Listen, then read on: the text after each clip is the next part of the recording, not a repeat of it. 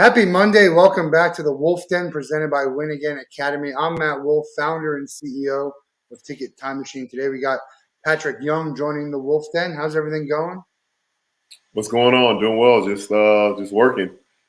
Working. That That's corporate what life now. working on Columbus Day, right? And didn't Indigenous Rebecca people. school like Columbus Day off? No, Yeah, it's no, yeah, we work every day. 24/7, 365, right?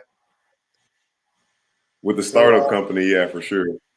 yeah, for those who don't know, Patric, give us a quick introduction, and then we'll get into everything. Of myself, my name's Patric Young. I'm from Jacksonville, Florida. 6'9". Everyone tells me that I'm tall every day, as if I don't know that. I play golf a lot. Oh, I played basketball at the University of Florida for 4 years, 2010 to 14, under Billy Donovan. Went on to have a professional career for a little bit in the NBA, a little bit overseas, and then I just retired this last year. Great. I'm wearing my Gator shirt. Big supporter of Gator basketball, so we'll definitely get into some of that. It's funny. I'm 6'4", and I've grown most of my life with people telling, "Wow, you're tall." And that, as you get older, I'm tall, but I'm not really that tall. There's so many people around me, especially when I'm on the basketball court, that are taller Right. than I. But at what point did you know you were going to be able to play basketball? I mean, were you always tall? Did you have a growth spurt sort of later in life? How did that work? Well, height isn't everything when it comes to I agree. basketball ability. I agree. I mean, look at Steph Curry. He's 6'2", which is obviously taller than the average, but it's not a staggering height. But baseball was actually my first sport. I played baseball up until I was 16 or 17, and that kind of was what I thought I was going to pursue. But I was a two-sport athlete, multi-sport athlete, mostly a two-sport athlete growing up, and didn't really love basketball when I was younger. Liked it, but it wasn't. I didn't have like a lot of close friends, I will say, in the basketball world. It wasn't until I started getting good around like 15 that people's perspective and the way I was getting treated shifted, especially when it came to basketball. And I ate that up at the time, being a kid that was kind of. I mean, who wasn't awkward in high school? I mean, just trying to figure life out. But it was around high school that I stopped playing baseball. I think I was slipping in my grades my sophomore year. I was at a college prep, and I came home with like 3 C's. And my mom was like, "All right, you got to decide if you're going to play basketball or baseball right now." And it was an easy choice at the time because I didn't love my high school baseball coach at the time. And basketball, like I said, it was fun getting attention at that point, dunking a lot, getting attention from University of Florida, from a bunch of other colleges. So it was an easy choice for me to go to basketball at that point. I think I was around 6'5". I think around my 6'5" or 6'6" around my sophomore year, and then I grew 2 more inches my junior year to where I'm at, or 2.5, because I'm like 6'8" and 3/4, actually, to be exact. What position did you play in baseball? I was a pitcher, first baseman, played a little bit of left field as well. Yeah. So Mostly you pitcher though. obviously once you put full attention to basketball, things really started to happen. Eventually you become a McDonald's All-American, go to the University of Florida, play 4 years there, make the Final Four. I was out there in Dallas, and until I still can't believe that you guys didn't win it all that year. Such a great team, and just picked a really Yeah. bad day to have a bad day. I mean, you played great in the game, but the other key players just had Yeah, I a know. long Yeah. day. Yeah, it wasn't we came up against a hot team. We came up against just the tournament. That's why we love college sports, college basketball at that. That anything can happen. It's crazy. Yeah, yeah. UConn, my freshman and senior year, they won it all, and neither year were they, very like they weren't having a great. Especially my freshman year, I remember they weren't even going to make the tournament, and then they won 4 games in their conference. It was the Big East at the time, and then they won obviously 6 straight with Kemba Walker, and then I think they were like middle of the pack, my senior year, and then they made the tournament and they upset Michigan State before us, and then they had the 2 guards, Shabazz Napier. They had Ryan Boatwright. It's when you got those small guards that can really just carve you up, man, and they can shoot it too. It's trouble. They carry with that speed, their vision. They know how to get their shot off. That's what kind of having short guards. You would think it's a disadvantage, but because they're not super tall, they have to just find so many other crafty ways to be effective. And we just ran into those guys, and they dominated that game. Yeah, I mean, look, Scotty didn't play well. Dodo didn't shoot well. Frazier, I think, hit one shot. So it's just a bad day on our end. A great day for them. Kudos to them for doing what they had to do. If you play them 10 times, how many times do you beat them? I think we would beat them majority of the time, but they just caught us. Well, they beat us our first loss of the season, or the second loss. We didn't have Scotty Wilbeck in that game, and they won off of a doggone buzzer beater. And if we have them neutral again, I think we win that game. It's just Dodo didn't have a good game at all. Scotty didn't have a great one. It was it was tough. We fought hard. And then DeAndre Daniels stepped up that game. He hit like 4 threes, and he's shooting like 20% from 3 on the year, and he wants to, it was one of those games. Yeah, it happens. How does life change if you guys win that game and go on to win the national championship? Life changes. It's definitely different. Being a national champion, but I think even though we weren't, that year was still just so special that no one forgets that. It's really awesome when fans just come up and talk to me about that year that we had my senior year, going 105 days without losing a game, 32 or 33 game win streak, whatever it was.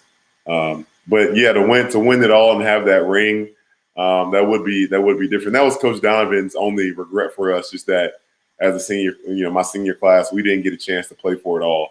Because even if we, go to the game and lose it, at least you get the opportunity, because it's just a blessing to be able to be in that game. Yeah, it was, man, I was there. I remember just after we walked out, just one of the low points as a fan, because I went in feeling like there's no way we're not coming home with the championship. And then something like that happens. And if you've ever been to the Final Four, if you lose on Saturday, it kind of makes the rest of the trip not so much fun. I ended up going to see Bruce Springsteen the next day. So nice. I kind of made the most of a bad weekend. But go to see Bruce. That's pretty good. Yeah, Bruce and fun. I remember it was raining. It was a great day. But the bucket list for sure to go to the Final Four.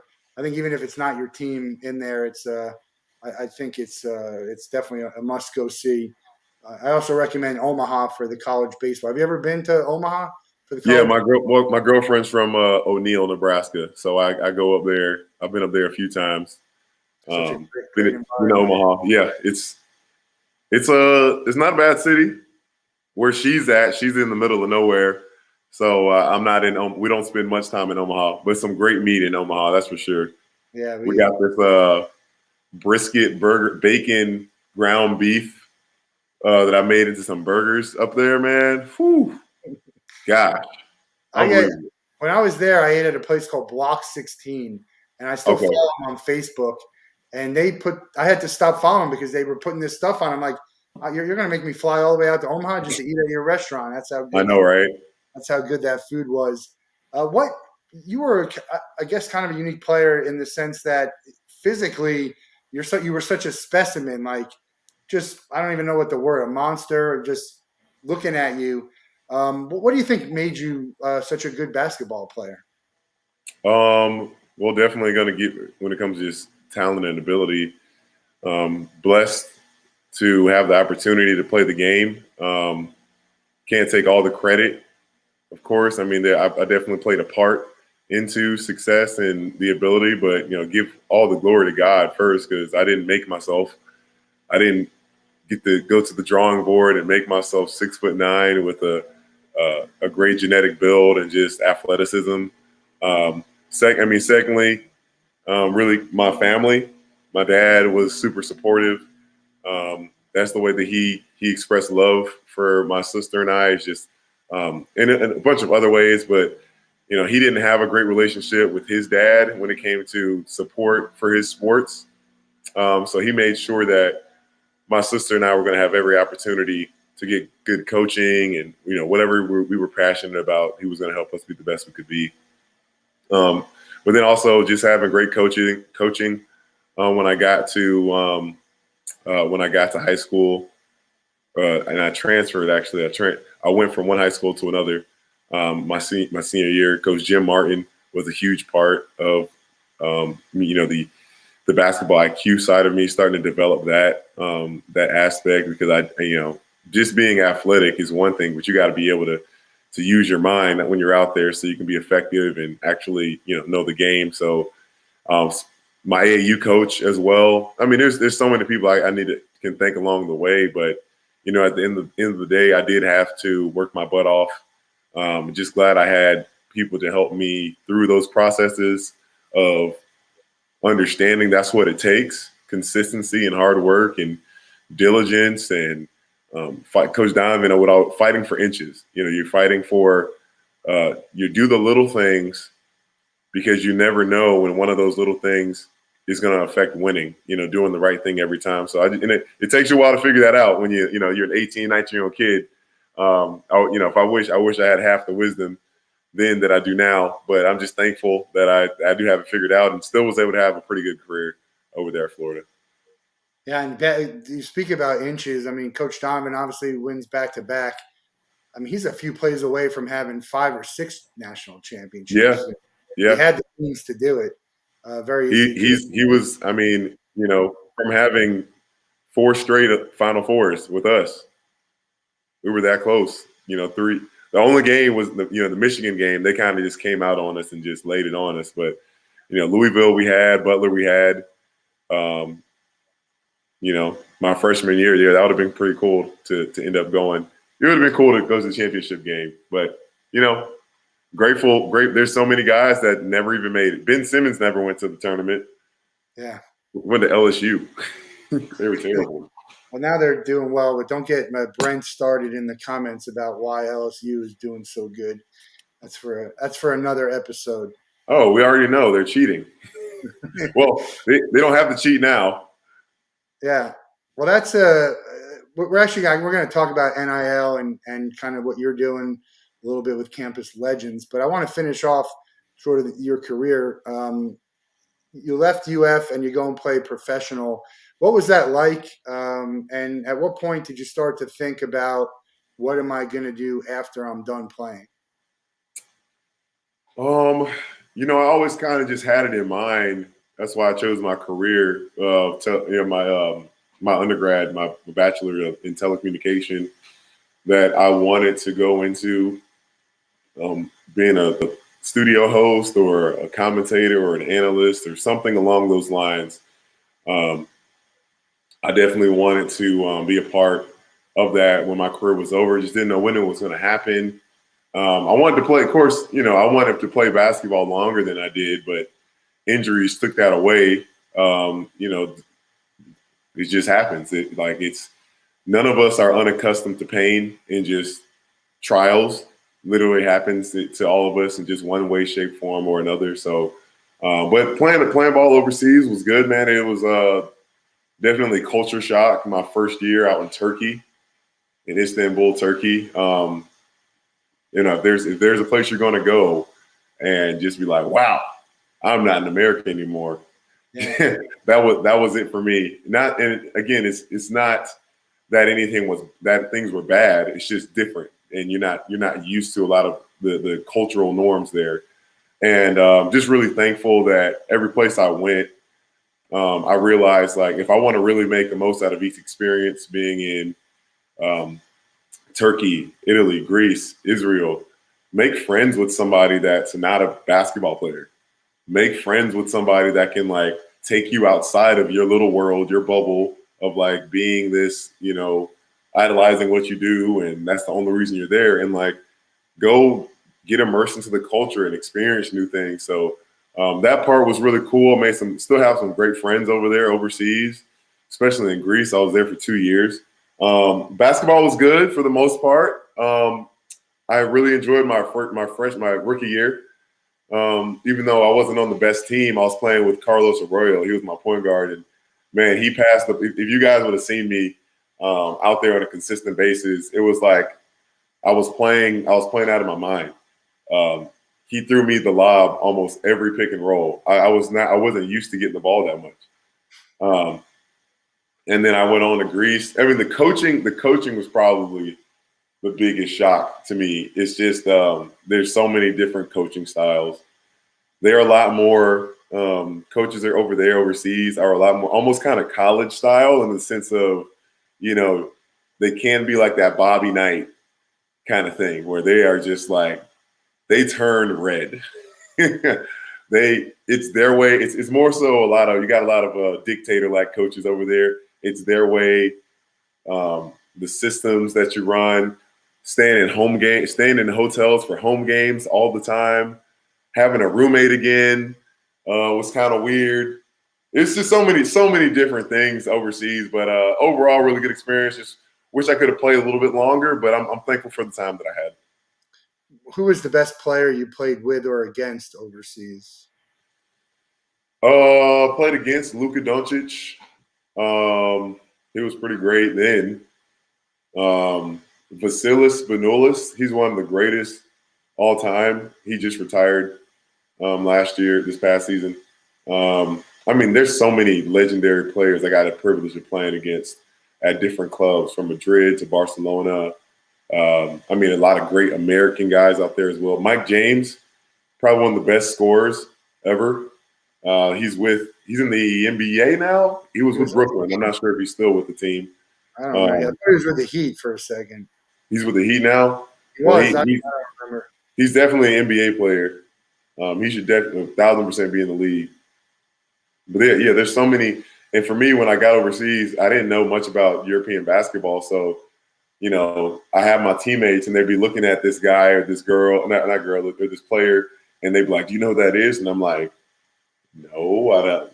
He's one of this, and that. And I'm like, okay, but can we he's just a dude. Like, he has weaknesses and scouting report. It doesn't matter what he achieved before, I think that was a kind of good thing for me. And I came to learn more about other guys, but I think my rookie year, I keep saying freshman, my rookie year, it helped me to not have any of those, because you still get it.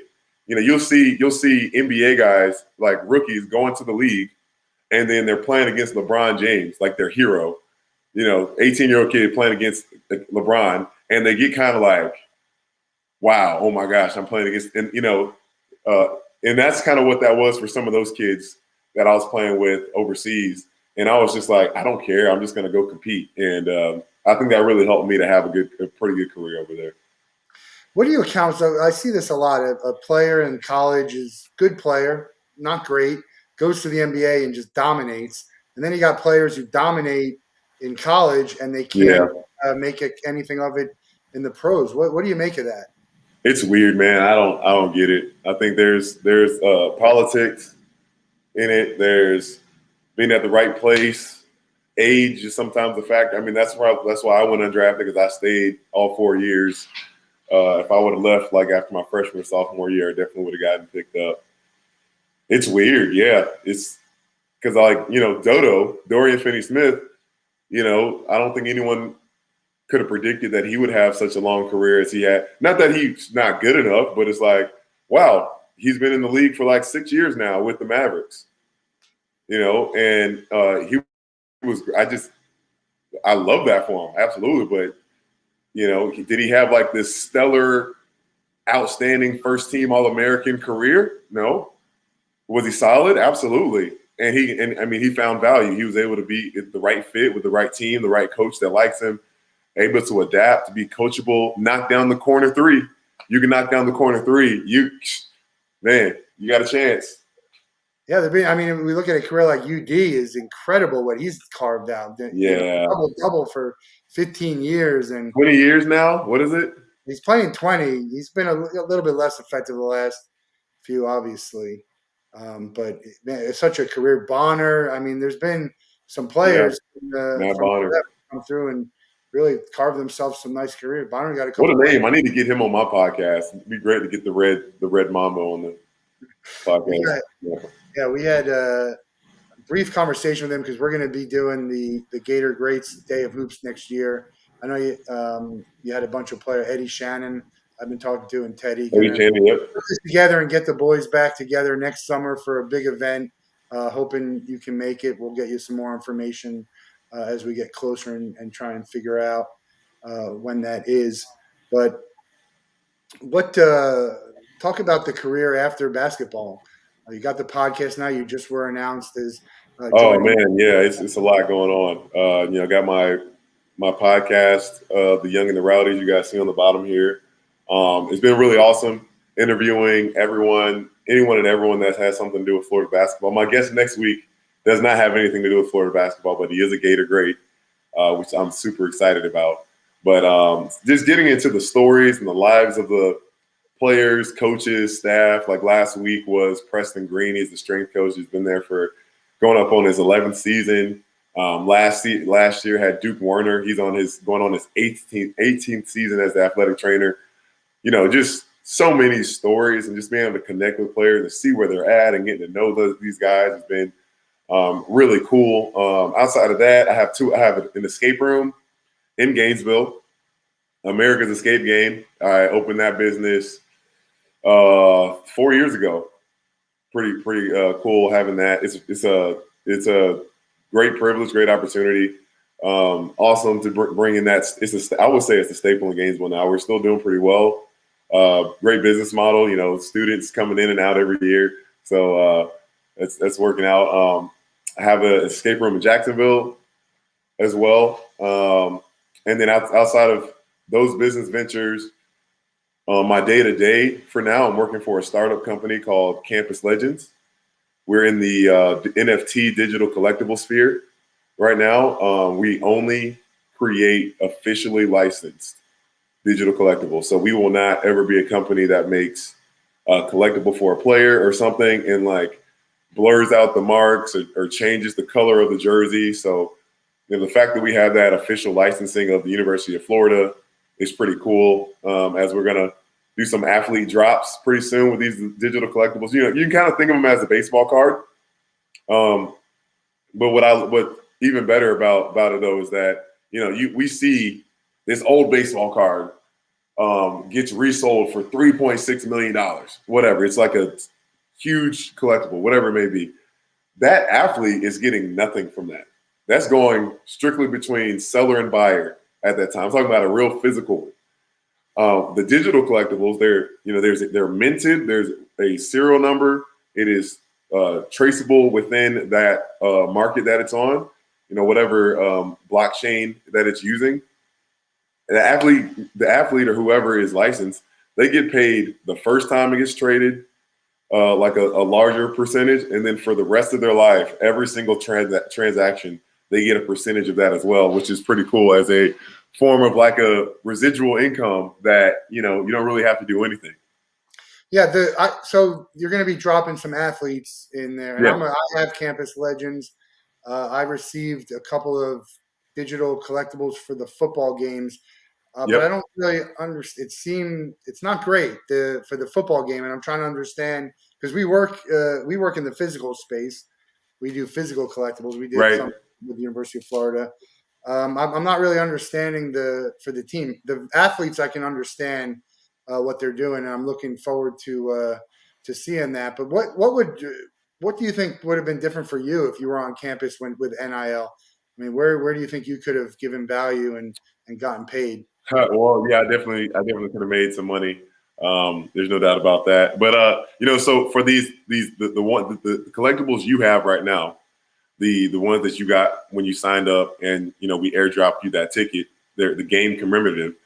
It is just to stimulate interest, because a lot of people. What I love about my company is that we're all athlete focused and community focused. With our marketplace, with our Campus Legends Marketplace, people, you're able to interact with other fans and find like who has the Tim Tebow card, who has the Patric Young collectible, and maybe I can talk to him about how he was such a great player. Maybe it's going to be more than just buying and trading and selling, but also it doesn't require any cryptocurrency, which is what separates us from a lot of other people, because you just close off the market so much, because we ran a poll on our website. We have about 8,000 users on there so far. Like 80% of them, it's their first experience with NFTs. And they're, NFT is a non-fungible token. It is a minted, one of a kind. Anything can be an NFT. Actually, a tweet, a picture, what is not limited to what a song. It's more so about we're doing collectibles. There's a gamesmanship to what we're doing, but when it comes to like what I would have been able to do, Instagram was like just coming out when I was in school. I think it was like 2011. The Instagram came out. I definitely could have had a lot of opportunities, restaurants or some local stuff. It would have been cool, but I just wonder and hope that the NIL changes won't take away from an athlete just focusing on being their best as they perform.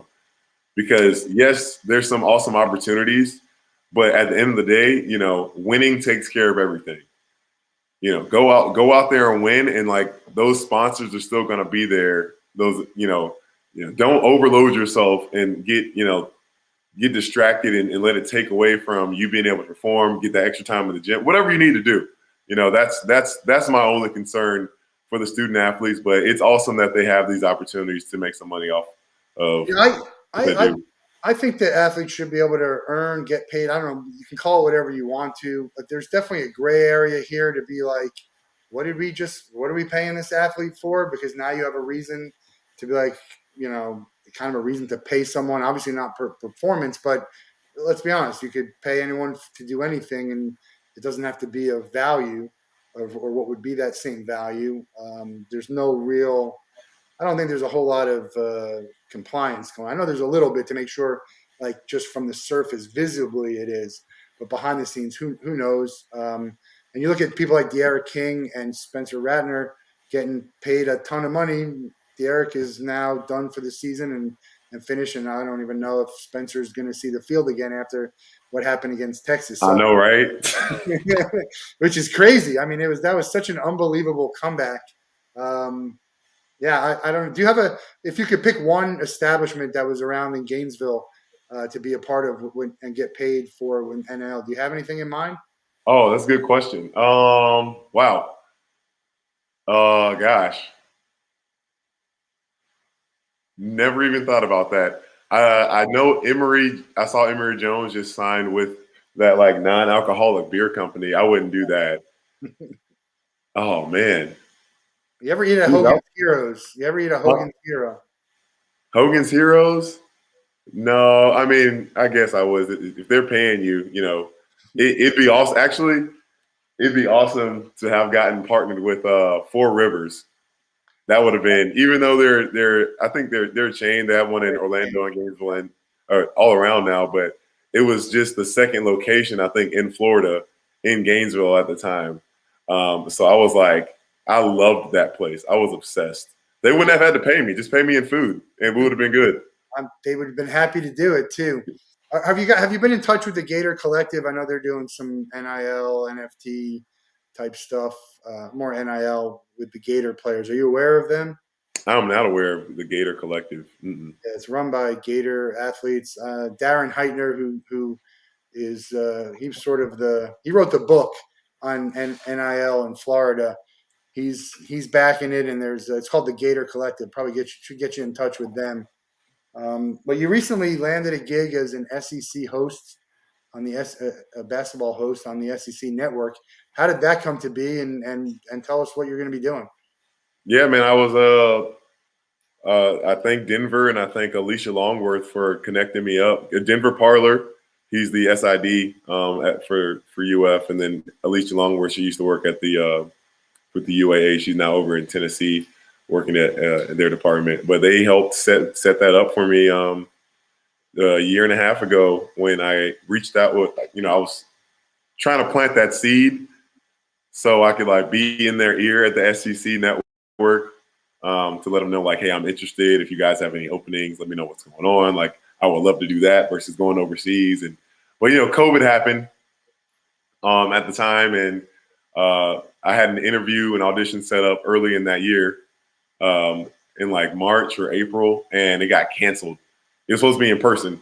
It got canceled. So everything kind of it was like a year and a half, a little bit over a year and a half in the making. If it wasn't for my podcast, I interviewed Jeremy Foley on I think my third episode on the podcast, and Commissioner Sankey, he heard the podcast and he got things orchestrated in motion for me again. That's awesome. He doesn't do the hiring, but he can get me referred to the right person. And I did another audition with them, but it was over Zoom because we still weren't, meeting in person. And that was like at the beginning of this year. Didn't hear back from that either. They were like, because they had baseball going on at the time. I had to wait till baseball season was over. And then I came in for an in-person audition finally, which was super exciting.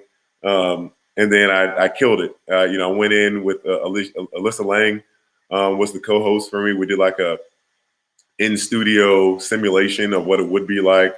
They gave me some stuff some talking points, things that I was gonna need to talk about. But it was awesome. I just went in there and just was myself. And that's what they tell you. They tell you, the worst thing you can do when you're on studio or on TV is trying to be someone else. They don't want you to be a cookie cutter mold. They want you, of course, like there's things that you need to follow and know. But when it comes to, your opinion and your thoughts and how you would say something and being an analyst, they want you to be yourself. So once I was just able to relax and do that, I was super excited. So I'm officially an ESPN employee now.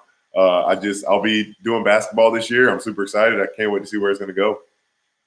Starts in 10 days, right? It's crazy. Basketball's here. Yeah, I know, right? It's insane. Brian wants to know if you talked to Doring, who does host on the football side. Yes, I have. And also another question here. Aside from Kentucky, which SEC team did you most enjoy beating? Tennessee, for sure. Yeah. Yeah. What's the state of the Gators basketball right now? I'm pretty excited about it. I think Mike White's doing a good job. I think at the end, my feeling is always at the end of the day, the players have to make plays to win the games. The coaches are supposed to be in the right position, and I think the coaches get too much credit for wins and too much blame for the losses. I think Mike White's right in the fire for all of this. He's done a good job. I think he's gotten some good recruits, some great transfers. I'm excited about this season. Where do you put them right now? I agree with you. You're absolutely right. There's a little bit of truth on both. There's always more in the grand scheme of things. Yes, the players are on the court playing. Does coaching affect the players? Yes, but at the end of the day, a coach cannot. He does not put a ball in the hoop. He doesn't dribble. He's not doing any of those things. But you just hope that your players buy into your system, and it helps with you being consistent as a man and as a coach. And Coach White does that. It's just sometimes everybody's going through their own process. These players, as their maturity and pride and ego gets in the way and wanting to play, and that's what's so interesting about this year. They lost 4 players, 2 to the draft, 4 to transfers or whatever it may be, and then they bring 8 new guys in. And now, you're definitely going to have a different starting lineup. You got 4 guys coming in that were all some of these guys that transferred that were big time players at their school, that they were scorers, that they were main contributors. Like, who's going to sit on the bench? Who's going to get less minutes? Who on the team thought they were going to play more this year, and now they're probably going to play less? Like, it's exciting. It's weird, man. It's the landscape of college basketball and college sports is just so different, because I think every year this is going to be the new norm, just getting used to 5 or 6 or 7 new guys on a team every year. And that's got to be kind of tough for coaching. But why would you not, when you're recruiting, spend more time in the transfer portal? No, the You're saying I can portal. get a kid that for 1 or 2 years that's probably ready to go right now, probably already mature, already knows how to take care of himself. They're just looking for a fresh start. But then sometimes maybe the mindset, I want to leave so I can just be a star, and you just hope through whatever trials are going to come for the team the up and coming year, because it's always going to happen. There's always going to be hurdles and ups and downs that the team will be able to weather the storm. Coach White will lead the troops, and we at least get a top 3 finish if we don't win the league this year. Yeah, Alabama's going to be good, dude. Alabama is going to be really, really good. so I think also, to talk about Mike White, and there's a lot of Mike White hate out there. Brent wants to know that players read the message boards and Twitter. It's kind of ridiculous, the stuff that I see on there. But 2 reasons why I think he gets some of the hate he gets. One, he followed Billy Donovan. It didn't matter who was the coach, right? It's a no-win situation. He's the greatest coach in the history of the program, maybe one of the best in all of college basketball. And secondly, which makes no sense at all, he was successful at the start, right? He had a great second year. And so some people think, well, that's what we should be doing every year. And there's just no reason to think the Gators should be making the Elite Eight every year, even though Billy made 4 in a row and won championships. What's a healthy expectation for the Gators year in and year out? Well, I think it's healthy to expect us to make the tournament every year, which Coach White's done that. Actually, did we go NIT one year? They missed no, the first year was NIT. I think we missed the tournament. I think he missed. Well, there's the COVID year, and I think he might have missed the tournament. But he's making the tournament, and we're gonna have some big wins. The fact that we're making the tournament every year, you can't guarantee anything in our league. We're in a tough conference. Yeah. You got some world class, top level coaching at Tennessee and at Alabama. A few programs are still struggling. Mississippi State, I don't know what they're doing. Missouri, I love Coach Martin over at Missouri, but they got to figure it out over there. See, Arkansas, not bad, not looking bad either. Coach Musselman over there, Muss over there. It's exciting. I'm super excited for this upcoming season, but you just hope that we're competitive and that there's passion. At the end of the day, as a fan now of the team, I just want to see guys out there competing and just leaving it all out there. And just hopefully Coach White is continuing to put his players in the best position to succeed and to just do those things. Yeah, I think he's going. I think we're going to have a good year. I expect us to have a bye at the SEC tournament in Tampa, which will be Brent on me too. 18 years in a row.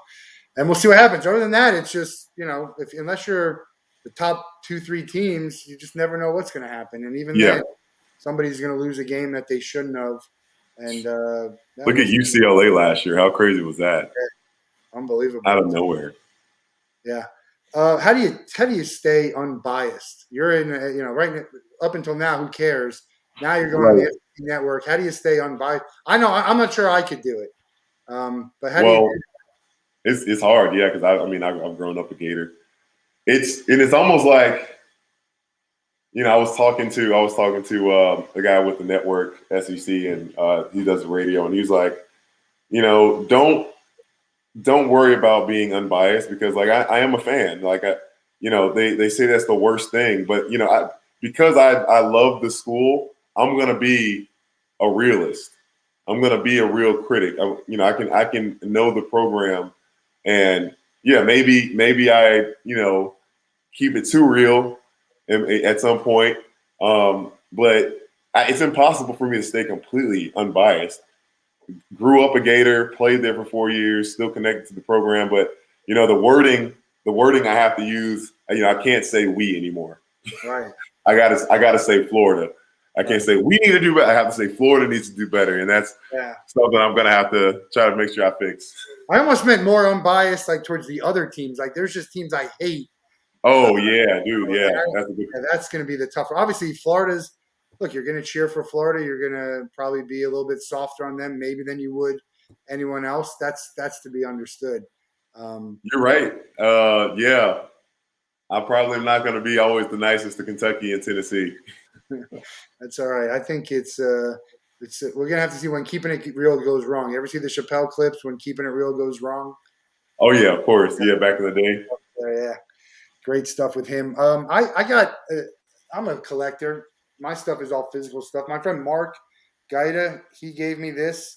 This Oh, was nice. his Love jersey. it. What do you have from your playing days that is, that you're really fond of, that you either look at it once in a while or you have it hung up? Is there anything that sticks out? An article maybe was written, McDonald's All-American. I mean, so many accolades throughout the years in the career. Is there anything that stands out for you as a collectible or memorabilia? Not really, man. And, everything collects dust. Everything just. I think I have. I don't really have anything in my house, No, in no my apartment jersey. here. That I still have my jerseys. I still have like this. It's all just in a box somewhere. My rings are in a box. The net that we wore, that we all cut and took pieces of the net. I think I still have the Final Four basketball that everybody on the team signed, but uh, I have my jerseys framed. It's not hung up in the house though.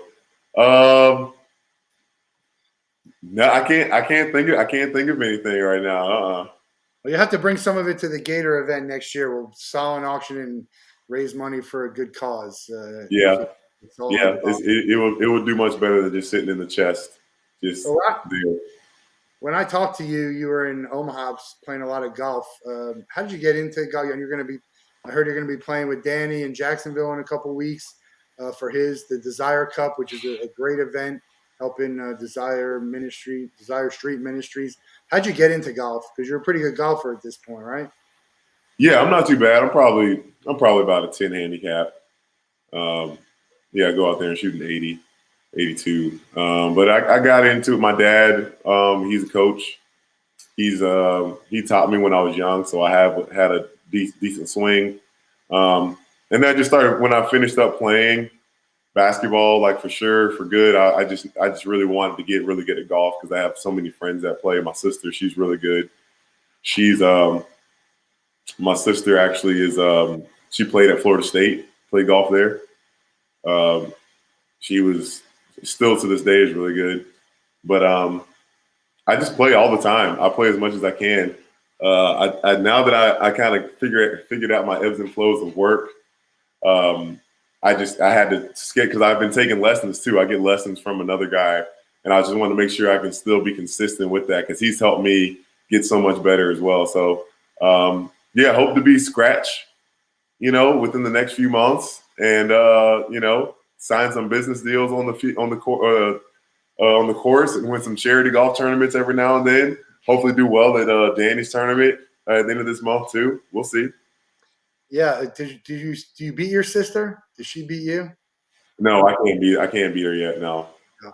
There's a real shortage in women's golf. Like my brother was talking to my brother who said, when you get your daughter to start playing young, there's a lot of opportunity to get a college scholarship in as a golf because there are just not as many people. So hopefully there'll be some more women playing golf, and I don't know. I'll see if my niece will get on the course sometime soon and get Yeah, to. hopefully. She Brent says should. he read your fishing. You like to fish? Yeah, I like to fish too. Yeah, I need to get out there sometime soon, actually.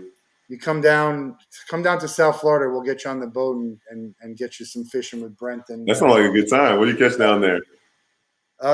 he just caught some mahi mahi. I know big Okay. and tuna and snapper. He's much better. He's a really really good fisherman. I I love come fishing. along for the ride. I'm the entertainer. Okay, play some music and have the beers ready. Yeah. But so come on down.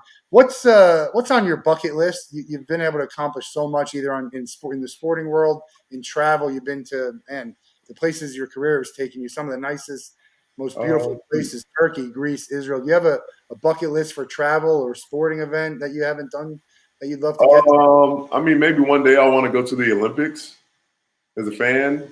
That'd be cool. I want to go to Bali. Haven't been there before.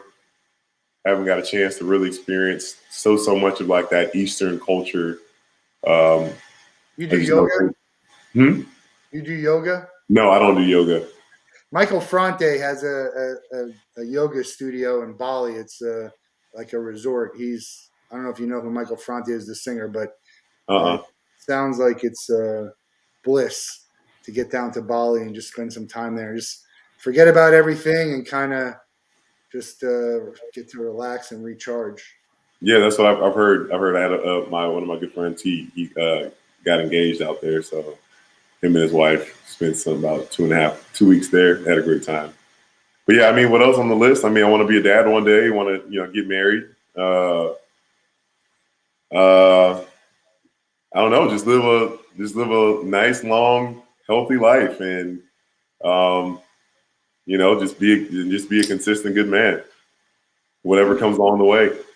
Are you 30 now? You're young, right? 29, 29. When's your birthday? February 1st. February 1st. So coming up on the big 30. Yeah, I remember that. I'm old here. I'm 40. I just turned 45. So look great. I was there when Lon Kruger took the Gators to the first Final Four. Yeah, Uh, with Dan Cross.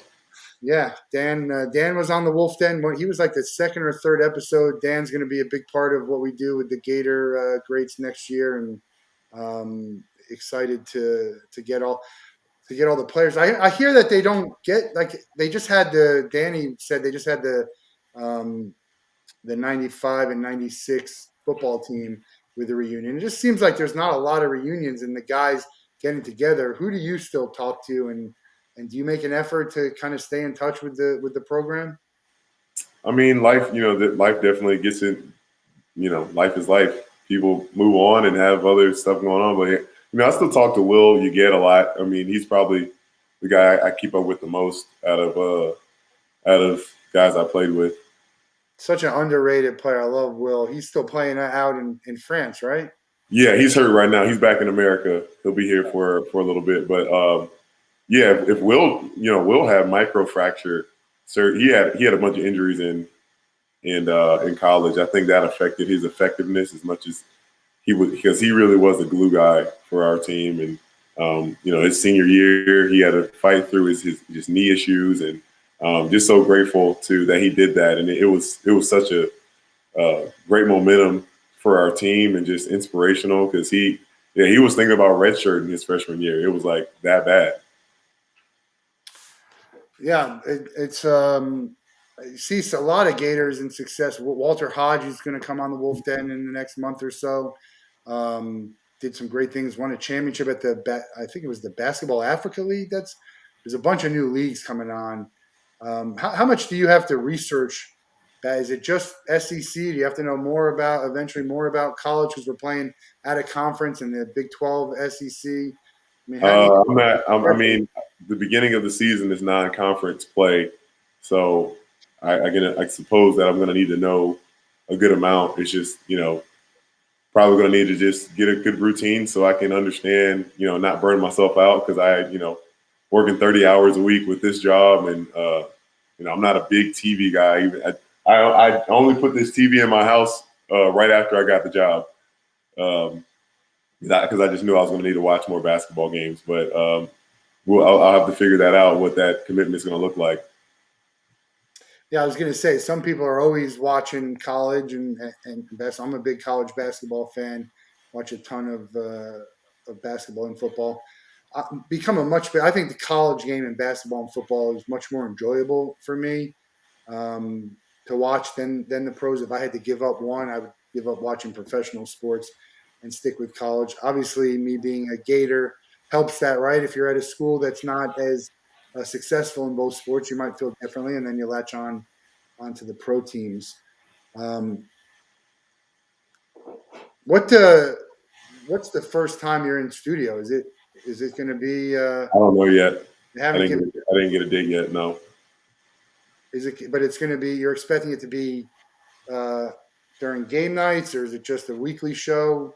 I don't know yet. I don't have a schedule. I just know I have 30 events for the year, so guaranteed.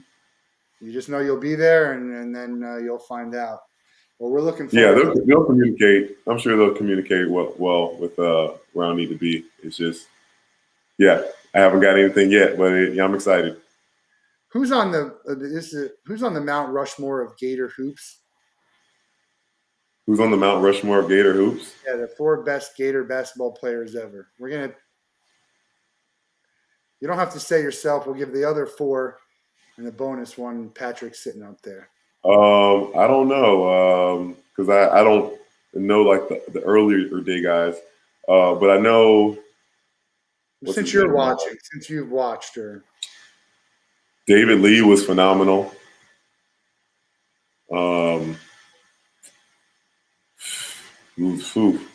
Gosh, I mean Al Horford and Joe Kim were phenomenal as well, as was Corey Brewer. I mean, Torian Green deserves to be on that list as well.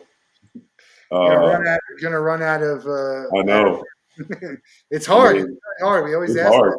It's hard It's to hard narrow it down. bring it down to 4. Yeah. Who would you love to play with if you could go and play with anyone previous, or even I guess after? Is there someone you would love to play with? If you To have played with, it would have been nice to play with Nick Calathis if he wouldn't have left. I wish I would have got 1 year with him. Yeah, I thought that guy when I first saw him, I was like, that guy's a triple-double waiting to happen. It was unbelievable how easy it came to him, with how easy it looked to him. And he had a real nice career too. I think he won a championship with Patino in Greece, maybe. Yeah, I'm remembering he's doing really well with himself. He's out in Barcelona.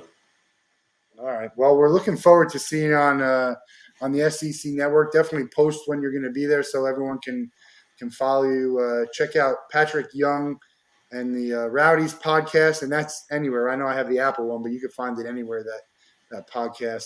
Who's coming up on the podcast? It's a surprise. The next one's a surprise. It's once a week? Yeah, once a week. Yep.